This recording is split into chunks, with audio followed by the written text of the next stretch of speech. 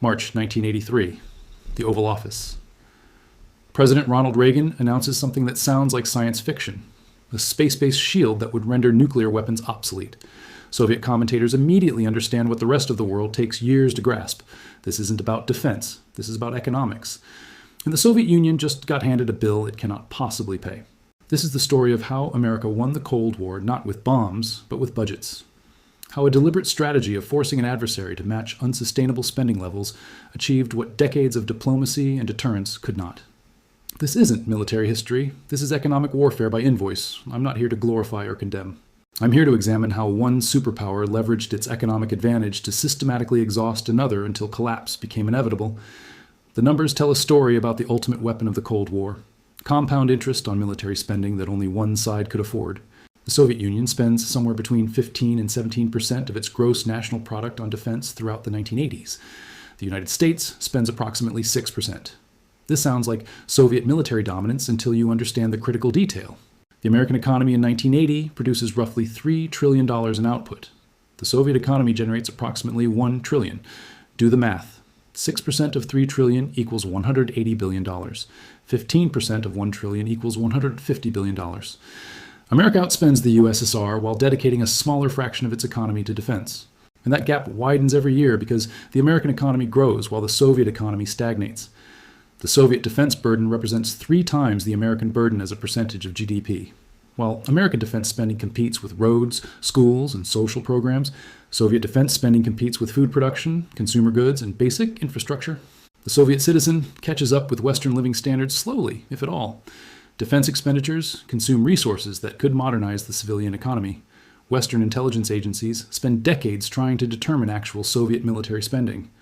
Official Soviet figures report defense budgets of 17 billion rubles in 1980, less than 3% of GDP. Nobody believes this. The world is supposed to accept that the Soviet Union supports a military machine comparable to America, as well as spending less than its citizens spend on sugar and sweets. The lowest Western estimate puts Soviet spending at 49 billion rubles. The highest estimate reaches 107 billion. The truth remains classified to all but 4 people: the General Secretary, the Prime Minister, the Defense Minister, and the Chief of the General Staff. Defense spending jumps from $134 billion in 1980 to over $300 billion by 1985. This represents more than doubling military expenditures in 5 years. Defense spending peaks at $456 billion in 1987 in constant dollars. The increase is not incremental. It is deliberate, massive, and sustained. Reagan increases Department of Defense spending by 35% over his 2 terms. In constant $2,000, defense expenditures rise from $267 billion in 1980 to $393 billion in 1988. For most of the Reagan years, military spending hovers around 6% of GDP, exceeding this in 4 different years. The federal debt nearly triples in nominal terms from $738 billion to $2.1 trillion. Reagan later describes the new debt as the greatest disappointment of his presidency. The money funds specific programs with specific goals: the B-1 bomber, the B-2 stealth bomber, the Peacekeeper intercontinental ballistic missile, the Trident submarine, hundreds of F-14 Tomcats, F-15 Eagles, Apache helicopters, M1 Abrams tanks, and Bradley fighting vehicles. The Navy expands from 479 combat ships to 525. Procurement spending accounts for 34% of the Pentagon budget in 1985, with research and development adding another 11%. Nearly half the defense budget focuses on modernization. And then there is Strategic Defense Initiative. Reagan announces SDI on March 23, 1983, in a nationally televised address. He calls upon American scientists to render nuclear weapons impotent and obsolete. The program envisions space-based satellites using lasers and particle beams to intercept missiles during flight. A multi-layered defense system capable of protecting America from nuclear attack. Critics immediately label it Star Wars and dismiss it as science fiction. The technology seems impossible. Sensors must discriminate between warheads and decoys across vast distances. Lasers must achieve energy output increases of 100 to 1 million times current capability. Retargeting must occur in fractions of a second. Software must coordinate hundreds of satellites spanning the globe. The technical obstacles appear insurmountable. The program receives approximately $30 billion in funding over a decade. It never becomes operational. No space-based missile defense system emerges during Reagan's presidency. Scientists and engineers continue insisting they could achieve the technology with sufficient funding, but the full system remains perpetually years away from deployment. None of that matters. The Soviet Union perceives SDI as an economic weapon disguised as a defensive system. Soviet military writings identify SDI as a mechanism to start an arms race that would further cripple the Soviet economy through additional military spending. The technologies required for anti-satellite weapons prove virtually indistinguishable from anti-ballistic missile technologies. The Soviets recognized that limitations on anti-satellite systems would constrain strategic defense development, so they pushed for space weapons arms control as a mechanism to kill SDI. At the 1986 Reykjavik summit, Mikhail Gorbachev tries to negotiate SDI limitations. Reagan offers to share the technology with the entire world, including the Soviet Union, to prevent imbalance. Gorbachev dismisses the offer and later states the Soviets cannot assume an obligation relative to such a transition, referring to the cost of implementing such a program. Soviet commentators openly discuss SDI as an attempt to force defensive arms race, spending the USSR cannot afford. Gorbachev eventually tells the Politburo in March 1986 to stop being afraid of SDI. He acknowledges the Americans are banking on Soviet fear of the program in moral, economic, political, and military terms. They are pursuing this program to wear us out, he concludes. But by then, the damage is done. The Soviet Union has already diverted resources attempting to counter a system that exists primarily as a research program. Soviet troops enter Afghanistan in December 1979. Moscow plans to secure towns and road networks quickly, stabilize the communist government, and withdraw within a year or two. The intervention is supposed to be limited and temporary. Instead, it becomes a decade-long quagmire. The Afghan army proves incapable of suppressing resistance. Soviet military presence increases to approximately 115,000 troops by the mid-1980s. Fighting intensifies across the country. CIA estimates put Soviet spending on the war at about 18 billion rubles from 1979 through 1986. The war drains resources from an economy where goods deficits are growing. The human cost mounts. Approximately 15,000 Soviet soldiers die. Another 37,000 are wounded. Hundreds go missing. The official media initially portrays the war as international duty and good neighborliness. The government insists Soviet forces are providing humanitarian and non-combat assistance. Despite censorship, stories about casualties and disabled soldiers begin appearing. The Reagan administration inherits a covert program supplying military aid to the Mujahideen. The support includes intelligence services from the United Kingdom, Saudi Arabia, Egypt, Pakistan, and China. America pours weapons and resources into Afghan resistance. The Stinger missile, supplied to insurgents, proves devastatingly effective against Soviet aircraft. Gorbachev calls the war a bleeding wound in February 1986 at the 27th Party Congress. Foreign Minister Eduard Shevardnadze refers to the Soviet intervention as a sin. The leadership begins distancing itself from the conflict even as it continues. The Geneva Accords, signed in April 1988, authorize withdrawal. The last Soviet troops depart on February 15, 1989. The Afghanistan war costs the Soviet Union far more than dollars and rubles. It costs credibility. It demonstrates the limits of Soviet military power. It shows other Soviet-aligned states that Moscow may not be a reliable ally. If the Soviets invade Afghanistan, they can invade anywhere. The war feeds discontent at home and abroad, accelerating the erosion of the Soviet system.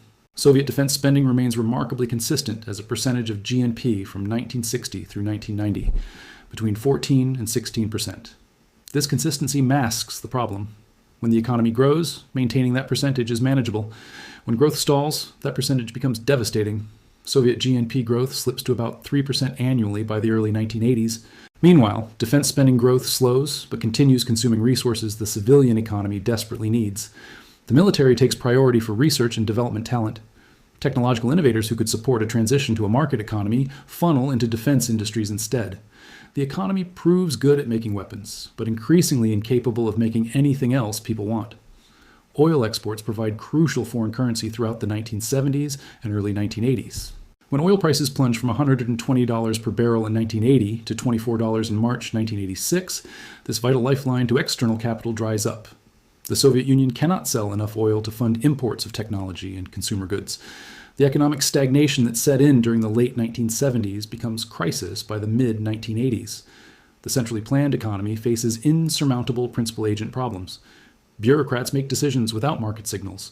Production targets emphasize quantity over quality. Innovation stagnates. The economic and technological gap with the capitalist West widens. Reform becomes necessary, but reform proves fatal. Mikhail Gorbachev assumes leadership in March 1985, facing an economy in crisis and a military budget the country cannot sustain. His primary domestic goals are straightforward: jumpstart the economy and streamline the bureaucracy. When initial reforms fail to yield results, he institutes glasnost and perestroika. openness, and restructuring. Glasnost opens the floodgates to criticism of the entire Soviet apparatus. The state loses control of the media and public sphere. Democratic reform movements gain momentum throughout the Soviet bloc. Perestroika exhibits the worst of capitalism and communism simultaneously. Price controls lift in some markets while bureaucratic structures remain in place. Communist officials controlling factories and resources convert their positions into private ownership. The result is neither functional capitalism nor functional socialism. Gorbachev begins drastically cutting military spending. The anti-ballistic missile program started in response to SDI gets slashed. He tells the Politburo to overcome their obsession with Star Wars, but the damage extends beyond dollars. The Soviet military, lionized for its World War II role, has waded into a quagmire in Afghanistan. The forces that repressed the Hungarian Revolution and Prague Spring cannot defeat Afghan insurgents armed with American weapons. The Soviet economy lags, and the military consumed resources for decades without delivering economic returns. Afghanistan drained billions while disrupting relations with China and Iran. Defense spending diverted initiative from more important economic issues. And the United States kept raising the stakes with spending levels Moscow could not match without destroying what remained of the civilian economy. The Soviet Union officially dissolves on December 26, 1991. The Supreme Soviet acknowledges the independence of former Soviet republics. The Soviet flag comes down from the Kremlin for the last time. The bipolar world structure ends. Multiple factors contribute to Soviet collapse. Inefficient central planning, principal agent problems in bureaucracies, the Chernobyl nuclear disaster, political policies, demographic pressures, nationalist sentiments in constituent republics, the breakdown of faith in communist ideology. But the economic dimension remains fundamental. A nation that spends 15 to 17% of GDP on defense cannot compete with a nation spending 6% of a much larger GDP. A nation whose economy stagnates cannot sustain military spending growth. A nation whose technological innovators serve defense industries cannot modernize its civilian economy. A nation forced to choose between military parity and economic survival will eventually fail at both. Reagan administration officials sometimes joke about leaning on the Soviets until they go broke. The joke contains more truth than humor. The Soviet Union does not collapse because America defeats it militarily. The Soviet Union collapses because it cannot afford to compete. The arms race becomes an economic race, and economics favors the nation with the larger, more dynamic, more innovative economy. The Cold War ends not with nuclear exchange, but with economic exhaustion. America wins not by building better weapons, but by forcing an adversary to build weapons it cannot afford. The real strategic defense initiative is not the space-based laser system that never materializes. The real strategic defense is making the Soviet Union believe it must spend billions matching a program that exists primarily on paper. This is economic warfare at scale. Force the adversary to divert resources from productive civilian uses to unproductive military competition. Maintain spending levels that strain your own economy, but break theirs. Accept deficits and debt in the short term to achieve strategic victory in the long term. Reagan's deficit spending, criticized domestically, proves sustainable for America, while equivalent Soviet spending proves fatal for the USSR. The numbers tell the story. American defense spending doubles from $142.6 billion in 1980 to $286.8 billion in 1985. The economy grows faster than military spending, so defense expenditures as a percentage of GDP remain manageable. Soviet defense spending continues at 15 to 17% of GDP, while the economy stagnates. The burden becomes unsustainable. The system buckles, the empire collapses. America outspends the Soviet Union into oblivion, not through superior strategy, but through superior arithmetic. When one nation can afford to spend $300 billion on defense, while that represents 6% of its economy, and another nation cannot afford to spend $150 billion, while that represents 15% of its economy, the outcome becomes inevitable. It is not a question of will, it is a question of math. The Cold War teaches a lesson about conflict in the modern age. Wars between nuclear powers cannot be won on battlefields. Mutual assured destruction prevents direct military confrontation, but economic competition faces no such constraints. A nation with a $3 trillion economy can force a nation with a $1 trillion economy to spend itself into collapse. The invoice becomes the weapon, the spreadsheet becomes the battlefield, and the victor is determined not by firepower but by fiscal capacity. This is how empires fall in the age of nuclear weapons. Not in explosions, but in ledgers. Not through conquest, but through insolvency. Not with a bang, but with a balance sheet that no longer balances.